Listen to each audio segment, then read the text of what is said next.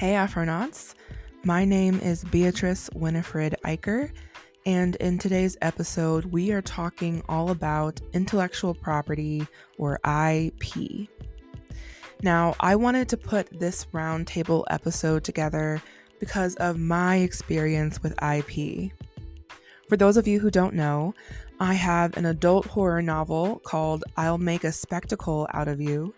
It'll be out next fall with Run For It /Orbit in partnership with intellectual property or IP company Electric Postcard Entertainment.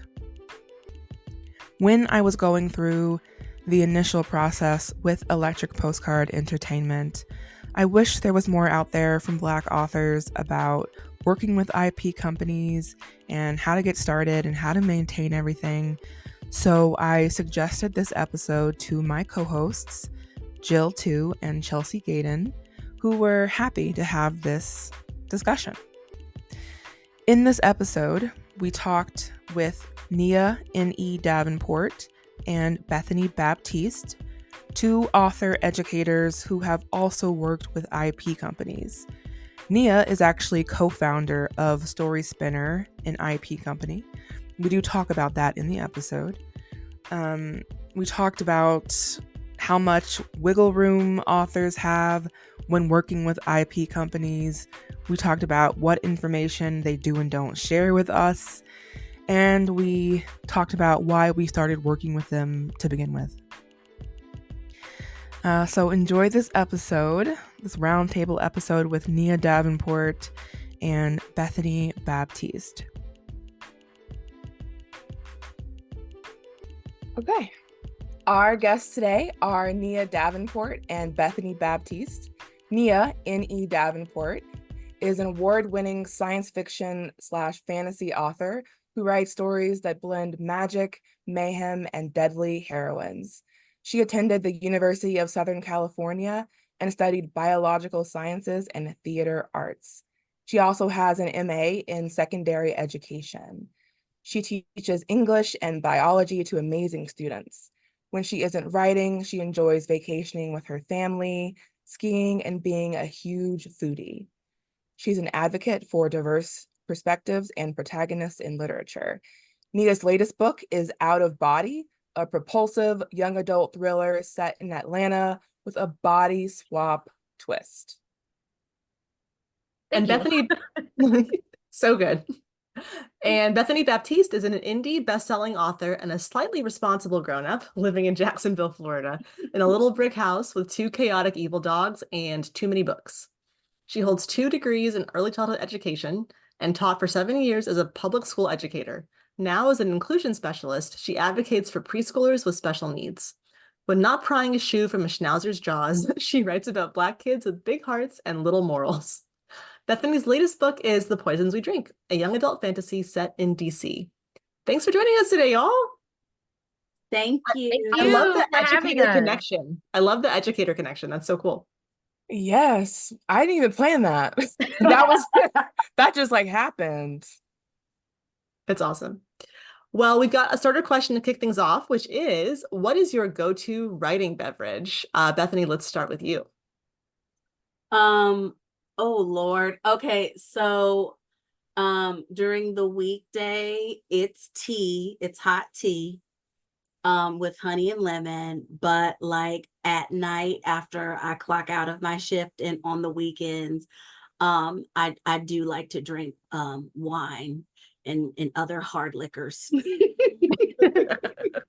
I was gonna ask, so can you give me a little more, what kind of wine? Just one type. It is okay, so there is a wine that it's I believe it's a sangria that has the same alcohol content as vodka, and it's called Capriccio. Okay, Ooh. yes, Yeah, it's sweet, called nice. Capriccio, and it comes in these little bottles, and like one sip gets me straight. One sip gets me straight. And so I don't, I used to drink Capriccio and like, draft, but now I dictate. So right. I be slurring those words. I slur those words after words are slurred. Got it. Yeah. and just hope that the little transcription service understood what I was saying. It's doing its job. Right. Okay. Got it. Mia, how about you? It used to be coffee that was like 80% sugar and 20% actual caffeine. But I gave up coffee in May. So Ooh. now it's hot tea is like it's a mixture of like hibiscus and green tea with still a lot of sugar and honey.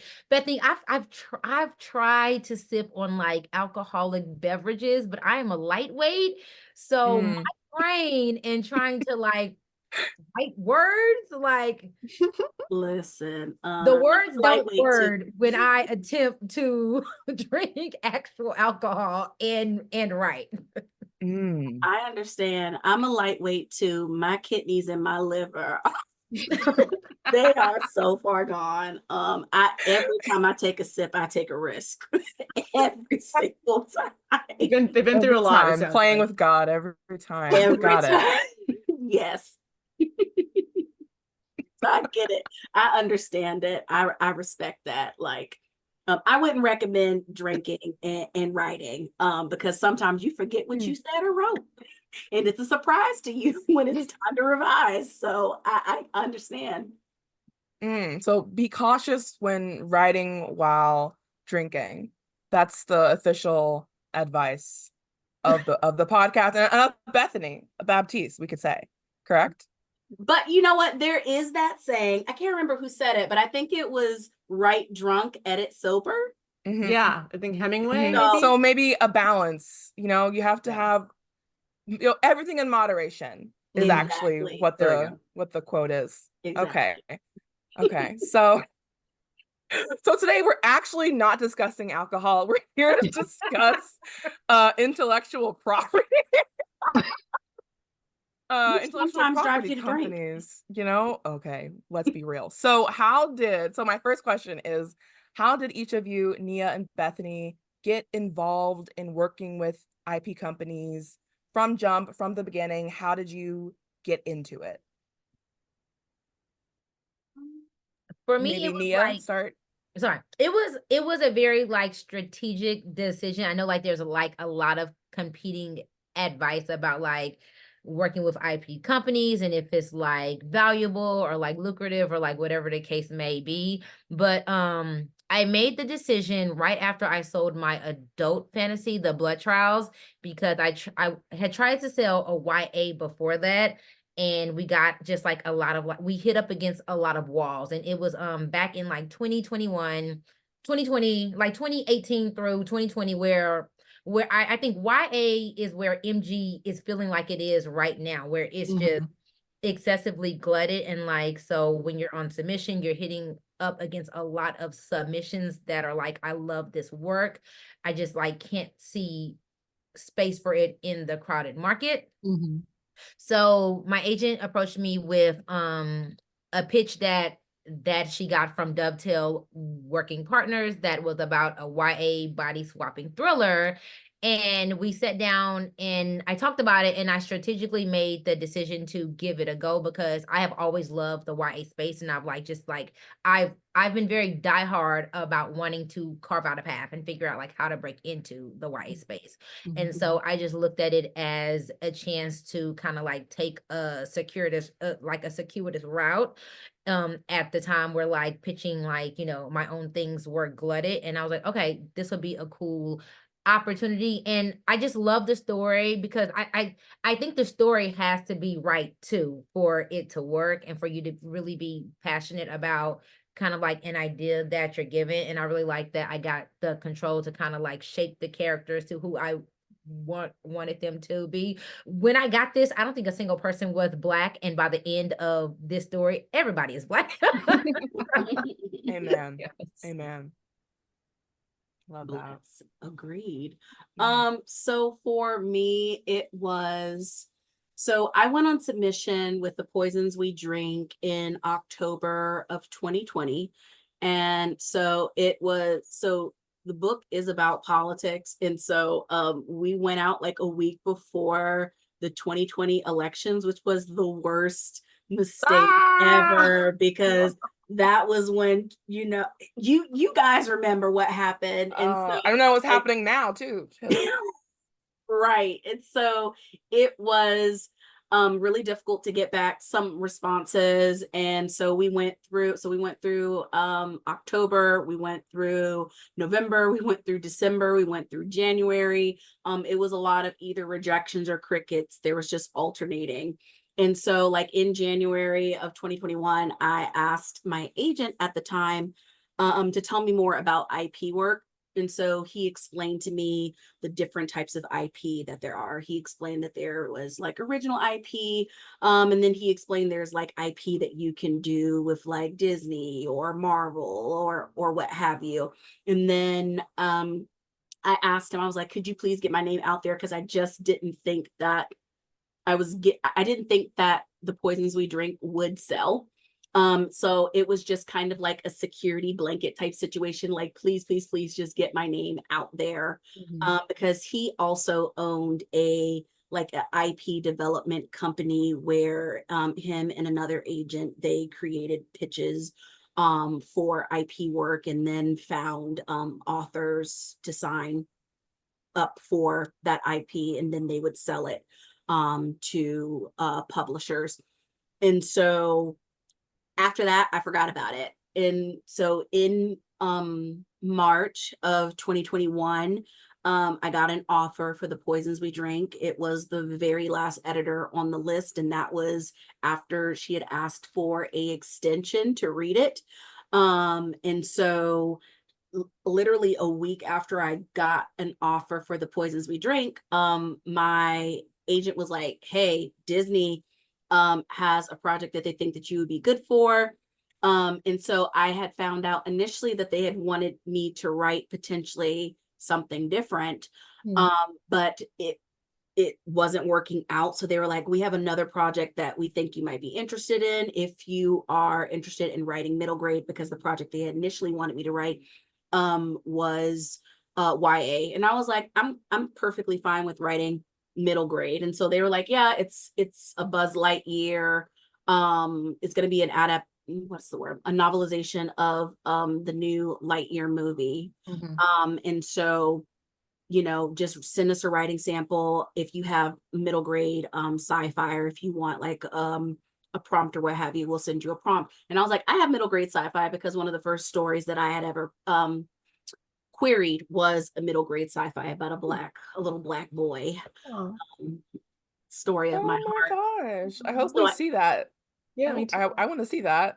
Oh, really? I love that story so much, but I don't think it's going to ever get published. So you know how traditional publishing works. But I sent that as my sample, and I thought that they were going to say no, but they were like, it's yours if you want it. And so I was like, yay. And so at the time, I thought that I was writing a novelization strictly about Buzz Lightyear. And so then I got to meet the editor for the project, and she let me know that it was actually going to be about a little girl who is going to partner up with Buzz Lightyear. So in my little mind, I was like, okay, if you want me to write a little white girl named Izzy, I will write a little white girl named Izzy. I will do whatever you need me to do, because a bag is a bag. And so like, absolutely, amen. And so I was like, do whatever. Just I want to be a part of the project, because 1, I love Buzz Lightyear, 2, I love middle grade, and 3, I love sci-fi. So they let me, I had to sign NDAs all over the place. Like, oh my God, Disney NDAs are like Faustian contracts. Like, you feel like you are signing away your soul when you do it. But I signed that. They gave me the script. They scheduled for me to go inside this website that's like a Disney Vault, where you get to watch like, material that hasn't been released yet. Whoa. So I got to watch the Lightyear movie, where it was like half animated, half storyboard, but they had already had like the actors attached to the project. So I got to listen to like, Chris Evans. I got to listen to like other actors that hadn't been officially announced yet. So I was like, wow, this is cool. But after that, I got artwork, and the artwork is when, actually no, I got the artwork before. The artwork is when I realized that Izzy was not a white girl, she was a Black girl. And I was like, oh, okay, so that changed the whole game for me. And then I got to see, the little Yeah. screen.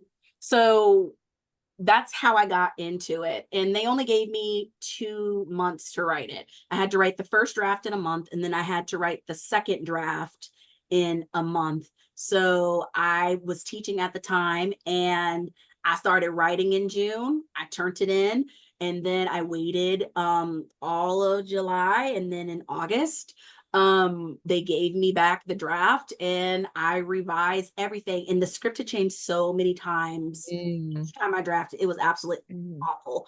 But I was able to get it done, and I finished it in 2 months. They sent me my little check, and we were good to go. Yeah. That's incredible. That's incredible. Wow, what a journey. I know. It was. So Bethany, you touched on this, but I think there's this common misconception about IP that it means working on only established brands like Marvel, Disney, like adapting or novelizing movies, that kind of thing. But a lot of IP are stories that we might not even realize are IP. There's a ton of properties out there, beloved series even that are actually IP that the publisher has come up with and then commissioned some author or even authors under a shared pen name to work on. So Nia, and also Beatrice, because I'll Make a Spectacle Out of You is IP, right? It is, yes. Was wondering if you guys could speak to this experience. And I think specifically around like the freedom to play around in a world or a story that doesn't yet have like reader expectations the way that like a Marvel IP project would, for example. Yeah, Nia, you want to go first? Sure.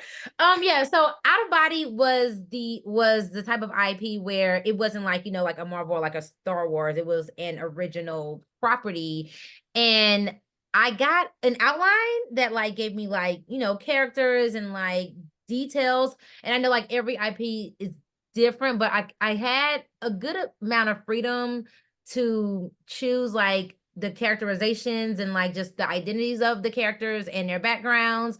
And then to even like one thing that I didn't have wiggle room with, and I think it's just because I learned this was my first thriller, and I learned that like people are crazy about like thriller conventions and like thriller beats and like this. And I don't mean like the actual IP companies, but like from editors to like imprints to making sure that reader expectations are going to be fulfilled when you're like pitching them a thriller and turning one around. So it was very much like a learn as I went process. So like for the actual like plot points, I didn't have a whole lot of wiggle room there, just to like making like as far as like making sure that like the plot structure was following the the thriller beats, the red herring set up at the beginning, and then like the breadcrumbs laid, and then the big reveal or whatever.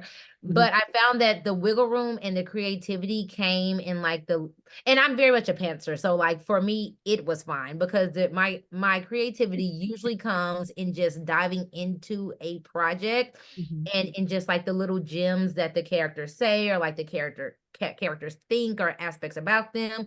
Like I said, I made everybody, like literally everybody. I made them Black. I was like, it's a story about Black girls. They're all Black. Yeah, everyone's and then Black. I made my main character Megan. I made her be like just a huge like Star Wars and anime head. And I had like freedom of like the setting, so I dropped it in like the suburbs of Atlanta because that's where I grew up at.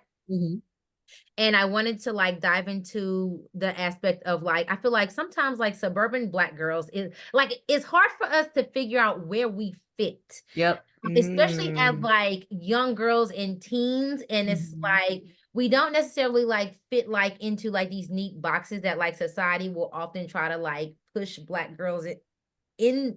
So I feel like sometimes it's like, you're kind of just like floundering around like, I don't know, you're not Black enough for one crowd, you're not white enough for a different set of crowds. And then I feel like we internalize that sometimes, and it can be like really like lonely and isolating and like just trying to like figure out like find our people.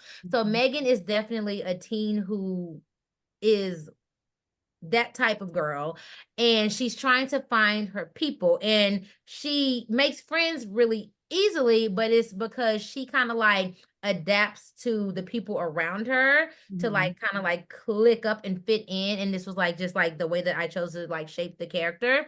And it goes haywire when like her bestie that she clicks up with, she thinks that she's holding a mirror up to herself and that they have all these things in common. But the reason they have all these things in common is because her bestie has stalked her on Instagram. Oh. Seem like they are the perfect best friend soulmates, so she Of can like do course. the hideous thing and like earn her trust and like and like snatch her body. So Yeah.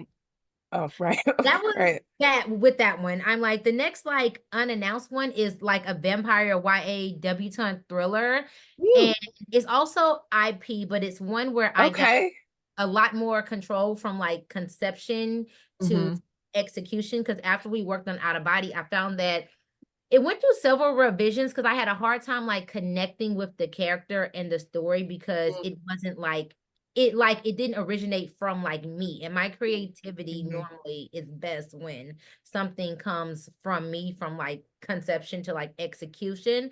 So me and my agent worked out a deal with Working Partners for the next book to where like I was a lot more involved, like even from like just the initial concepts, like we kicked pitches about like what book 2 would be like back and forth, and like decided on an idea that worked for me and worked for Working Partners, and that we were both in the Harper team that everybody involved was like equally excited about. And then me and my IP editor, we just like dived in, like fleshing out like the characters and like the outline, like beat by beat. And it was one of those things where I was like, yo, I want to write a vampire thriller. Y'all are probably gonna say no, but if we can do this, Yeah. I am game. And everybody loved it. And I was like, Good. That's so we're important going. to be like, yo, this is what I want to do. This is what excites me. I love Yeah. that you did that. And now look what you get to do because you did that.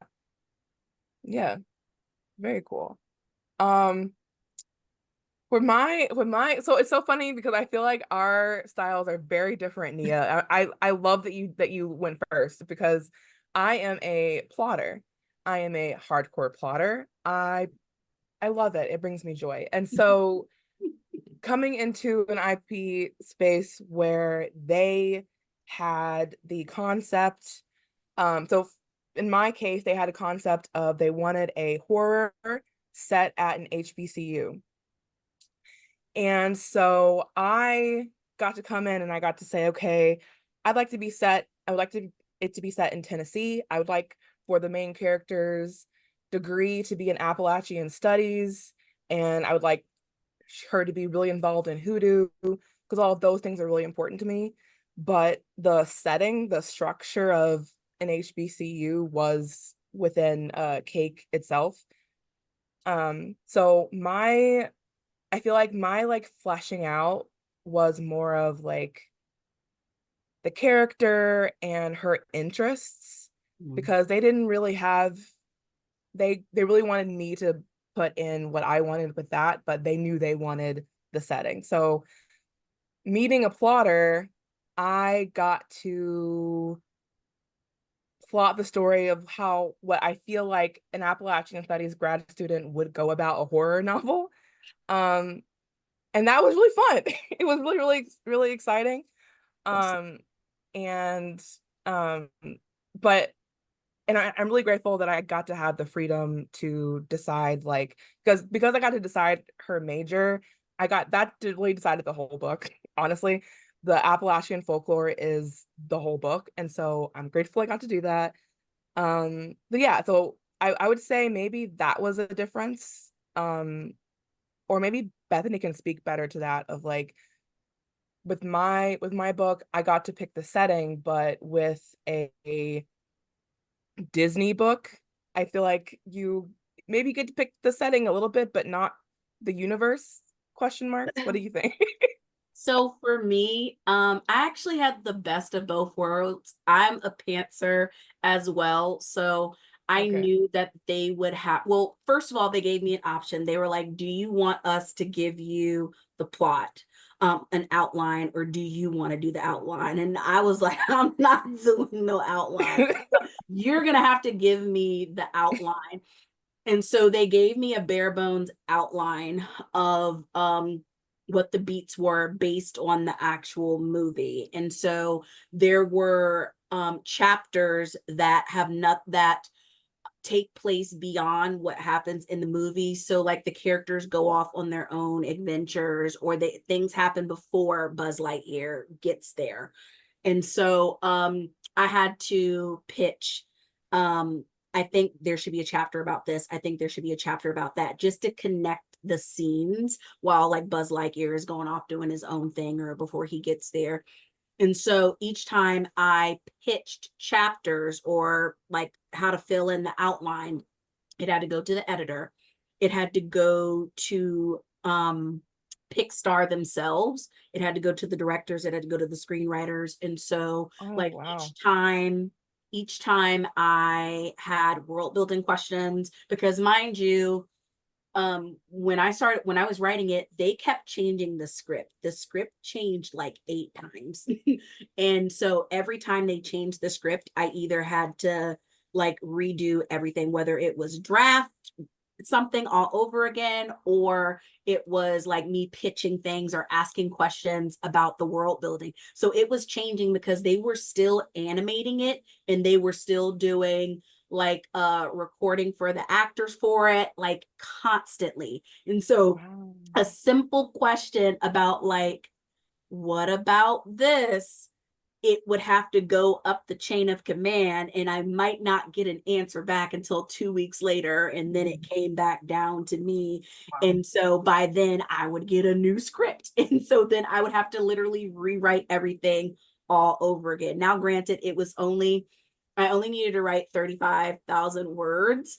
But to rewrite, to have a script that has like these specific beats that you have to hit, and then get a new script where they take those specific beats and they rearrange the order of them.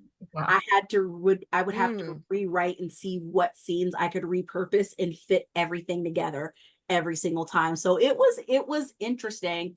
So luckily, for the most part, the things that I pitched to them, sometimes they would offer like recommendations on something that I could do different, but the original chapters in the story that weren't in the script, those were all my ideas, and they're canon now. So that's the interesting thing.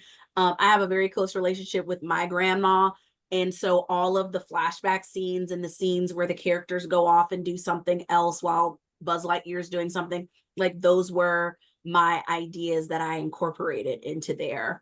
So I kind of had the best of both worlds, but my little pantser self was dying.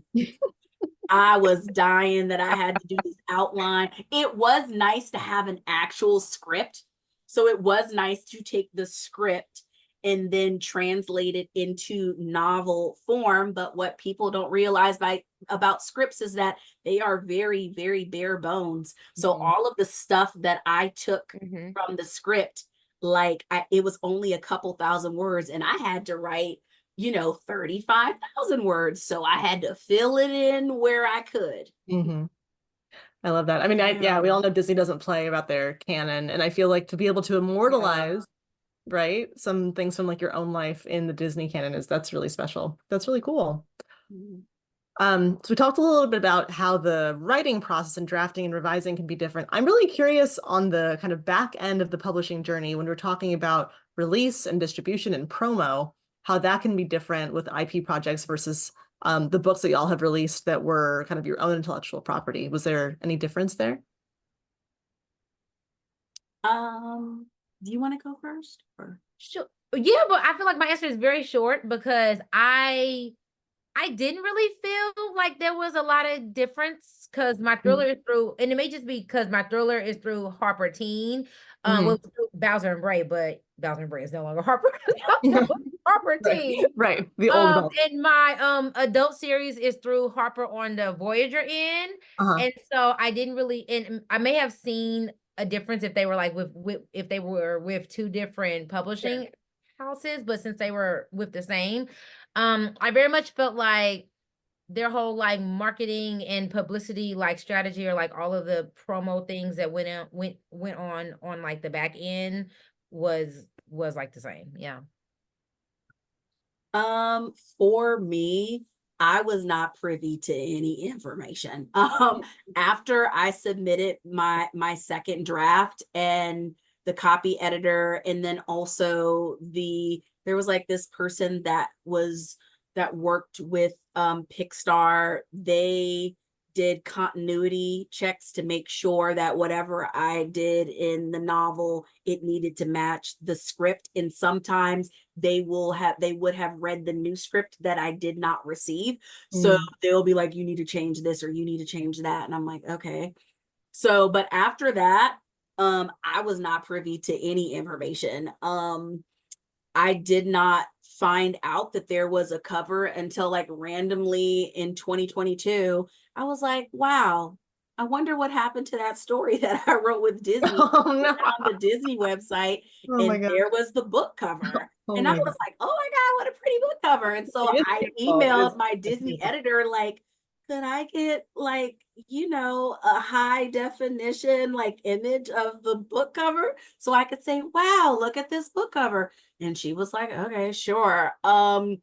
I also found out the publication date was only like a few weeks away when I found out that there was a book cover. And I was like, oh, okay, that happened too. And so then Wow. I was not privy to any information at all. And that was the interesting thing, because on one hand, it was odd to have worked on something and not have any information whatsoever. I also didn't get my author copies until after the book came out.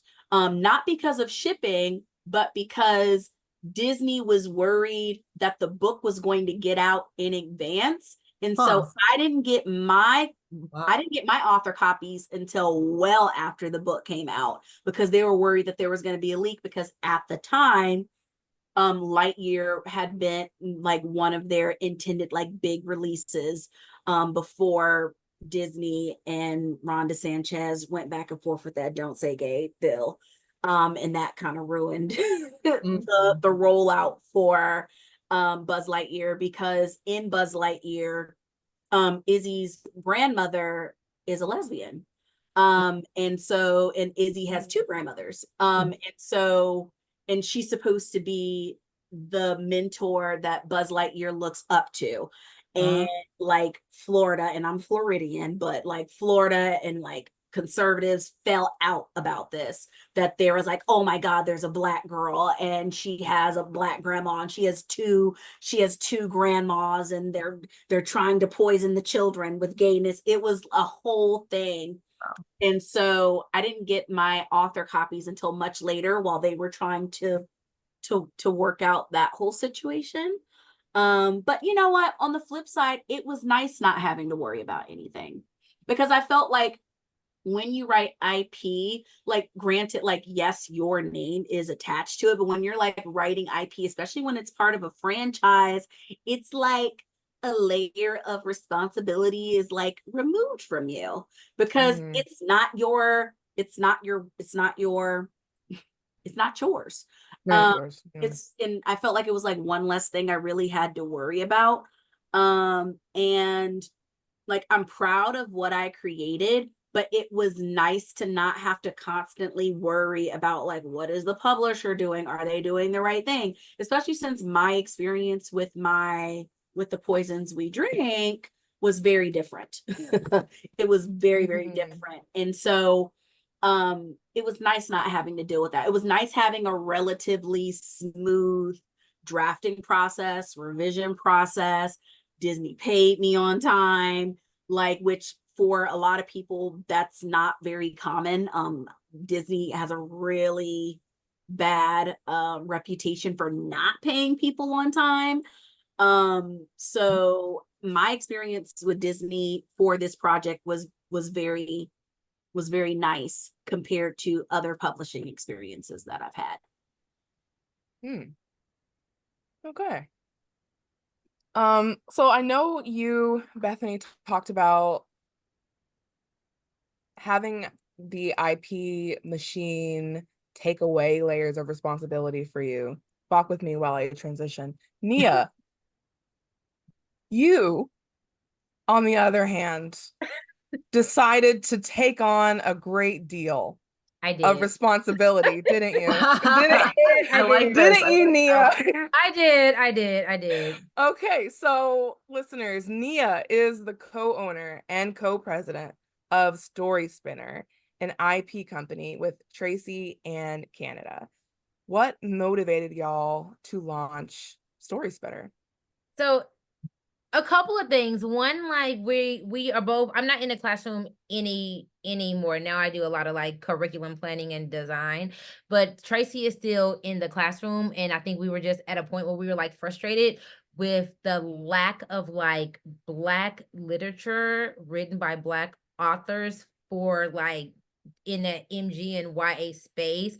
And I'm like, I know it's like we've made like so many strides, but like from the classroom level, like it's kind of like still like this vacuum, like within the actual classrooms and libraries. At least like when I was teaching in Georgia and Texas, and Tracy teaches in Georgia too.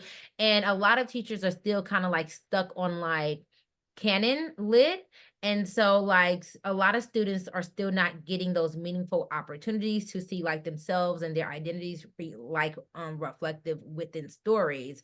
And so when we put this idea together back in like 2021, it was because we just wanted to create a space that amplified and promoted like more, because my answer to, well, we have some but we always need more, like that's always my answer, like give us more Black stories.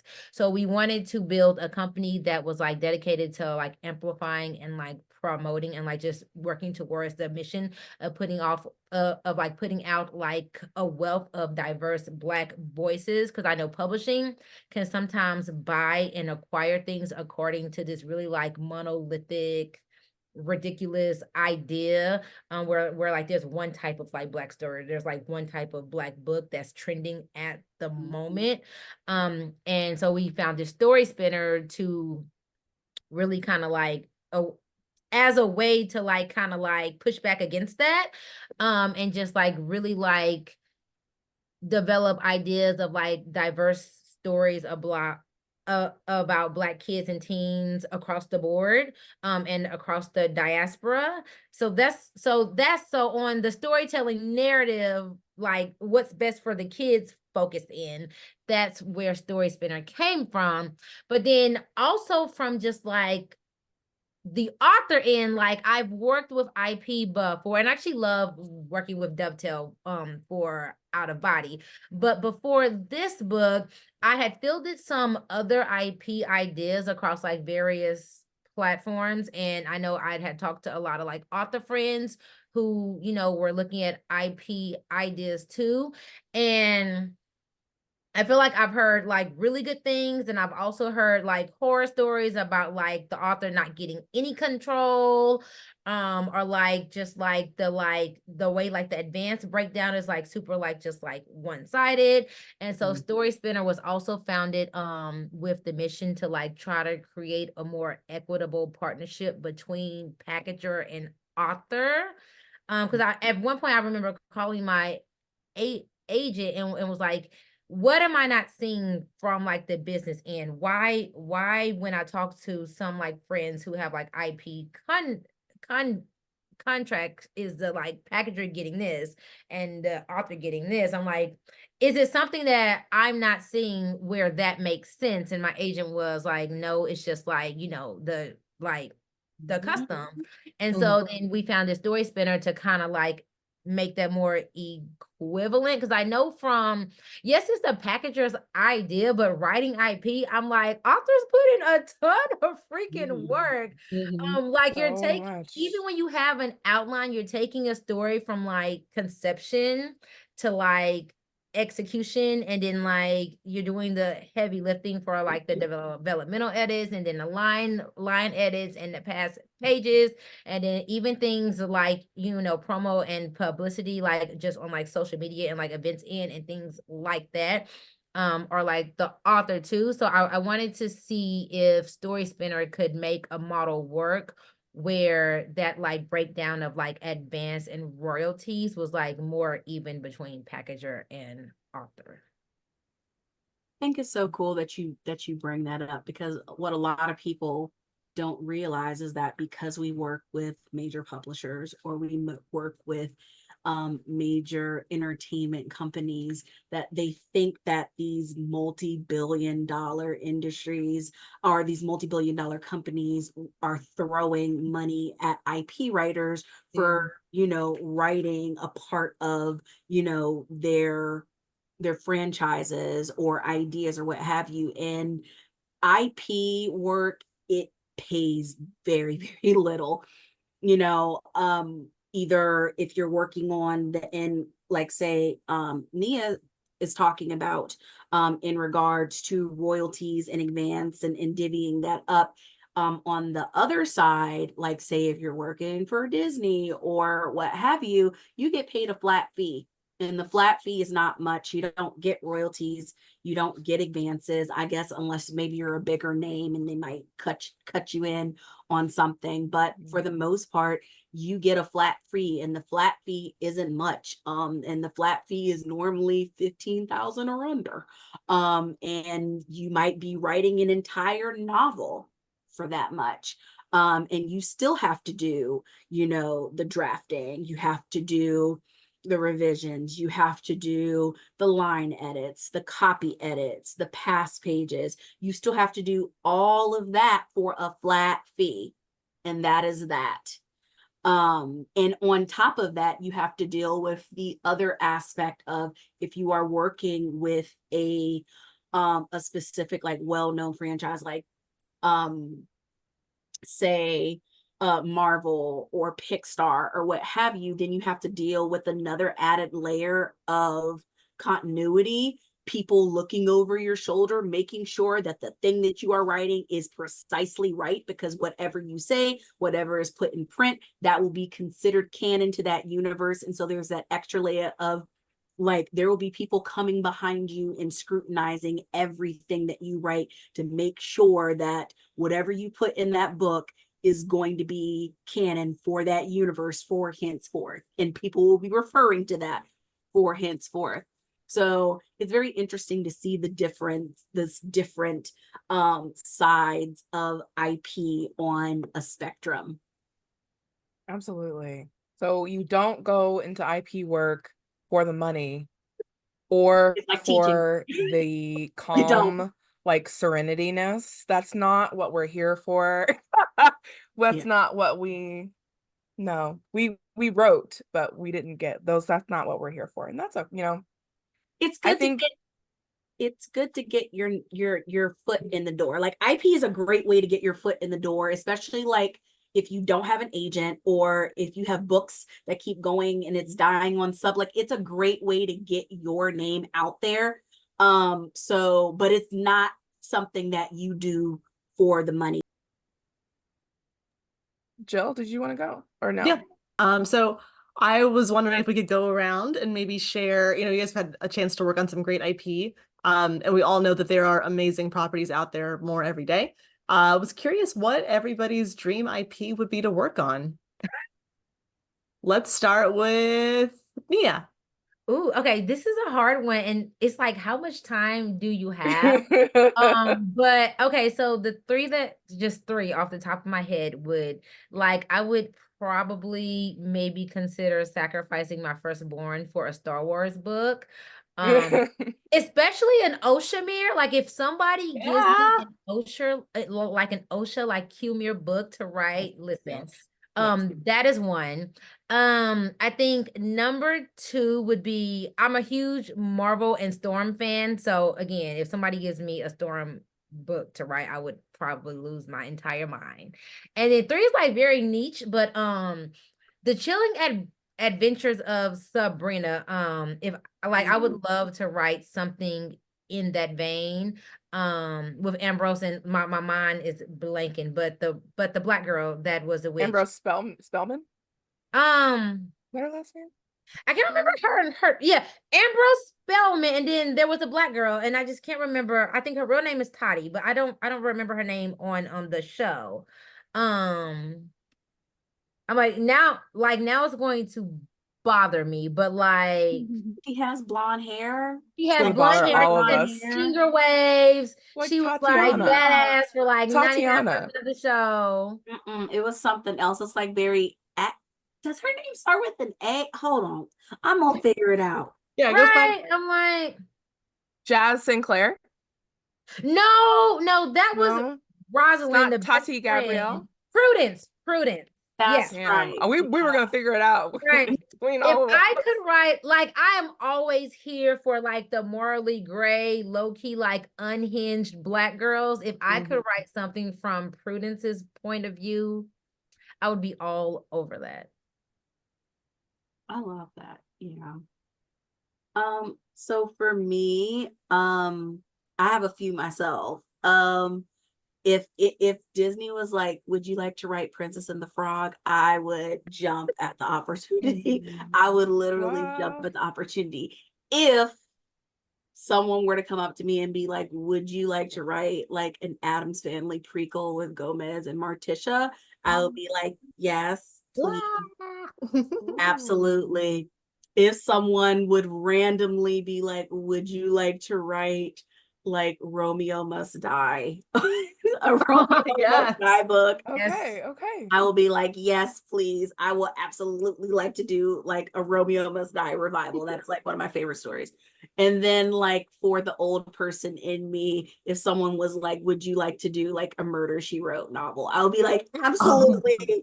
I want to write Jessica Fletcher, please. Incredible. And so, yeah, those that's my IP. Okay. Jill, you go next.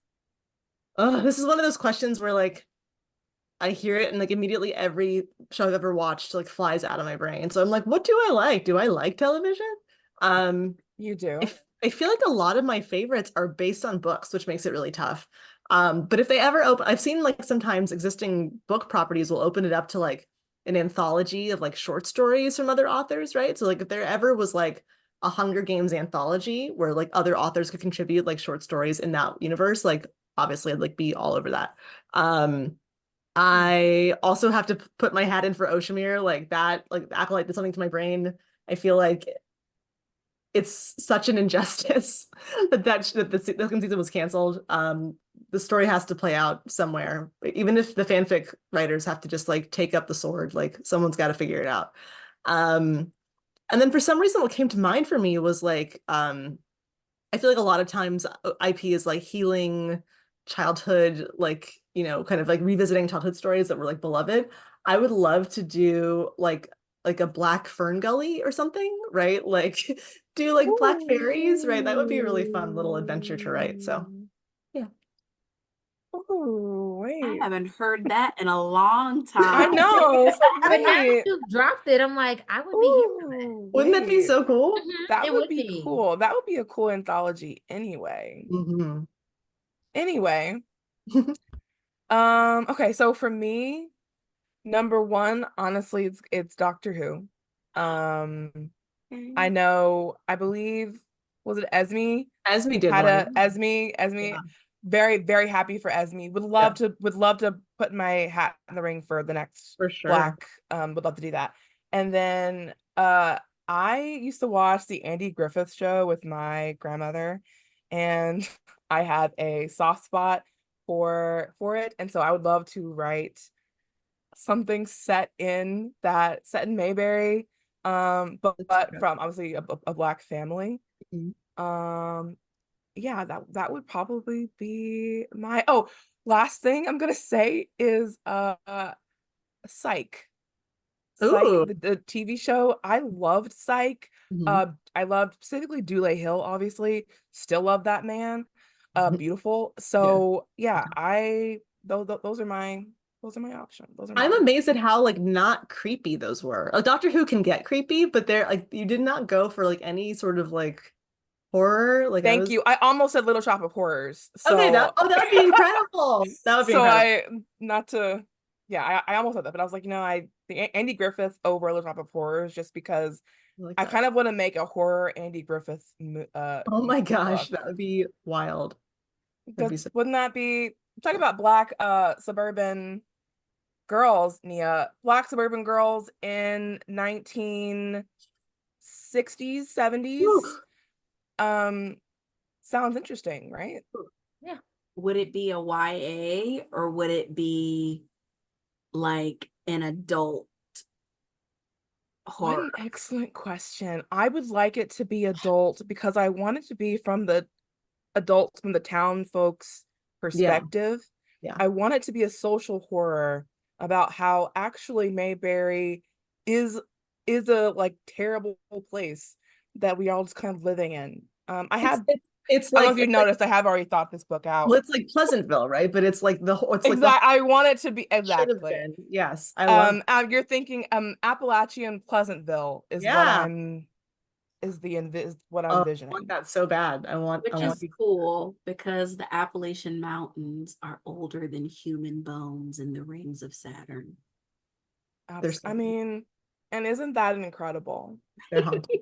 Extremely haunted. That's terrifying. It's terrifying. It's horrifying. I want to write all about it. It really is. I want to get all in that. I want to like make people feel unsettled by time. Time is so unsettling. It really is. It can be. Yes. Okay. Yeah. Well, let's close it out on a hopeful note. As we look to the future, I'm curious, what kind of opportunities in IP do y'all hope to see for Black authors specifically?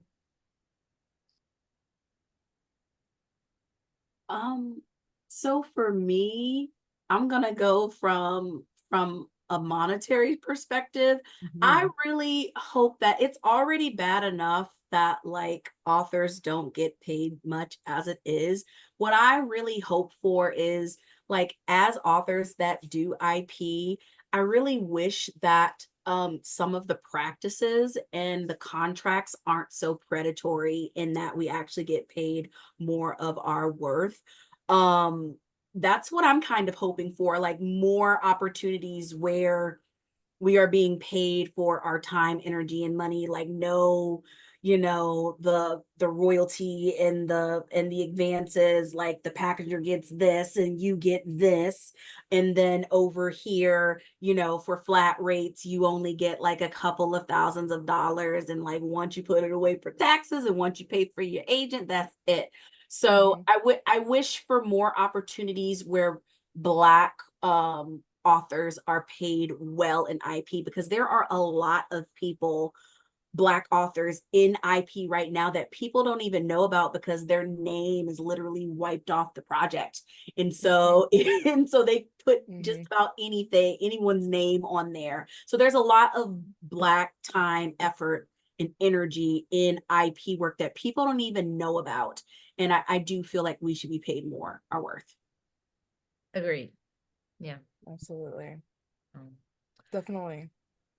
I'm going to go from a business standpoint too. I 100% agree with everything that Bethany said. And I also know that like there's a subset of IP that originates with not necessarily a packager, but like an actual imprint, like a editor or like an imprint. I'm not going to name any books, but an editor or an imprint will have like whatever is the biggest, supposedly splashiest, buzziest like idea, and just from conception to execution, like they will put all of the marketing dollars and energies and strategies behind it to make it blow up.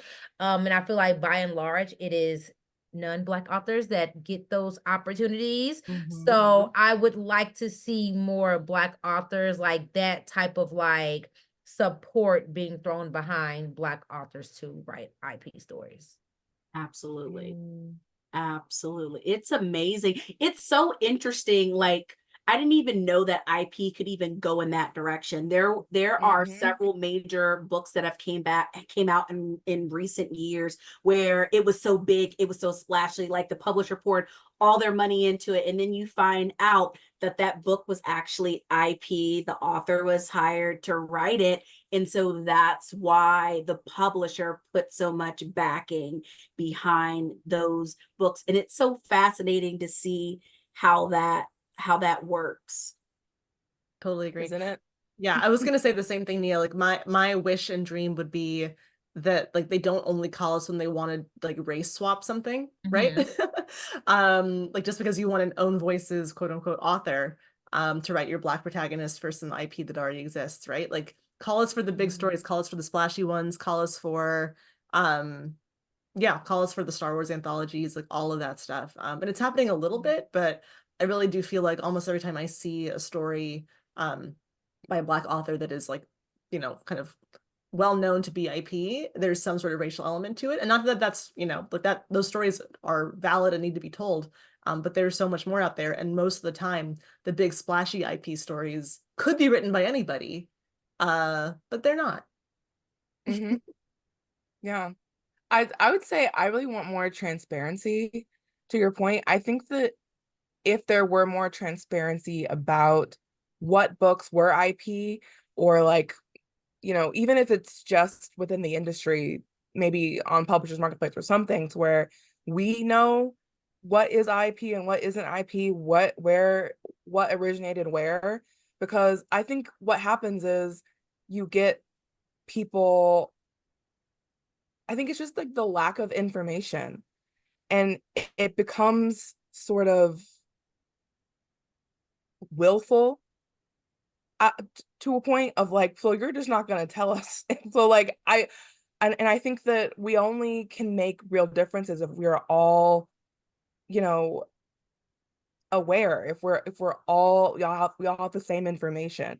But if some of us know this one book is IP, some of us know this other IP company is whatever, like I feel like maybe a big part of what's missing is like a centralized, I don't know. I feel Like a like publishing paid me, like a publishing paid me yeah, spreadsheet, but but like it's like, specific to yeah. us, like I don't Mhm. want to hear, like I want to hear from us what's going on so that I know that it's true.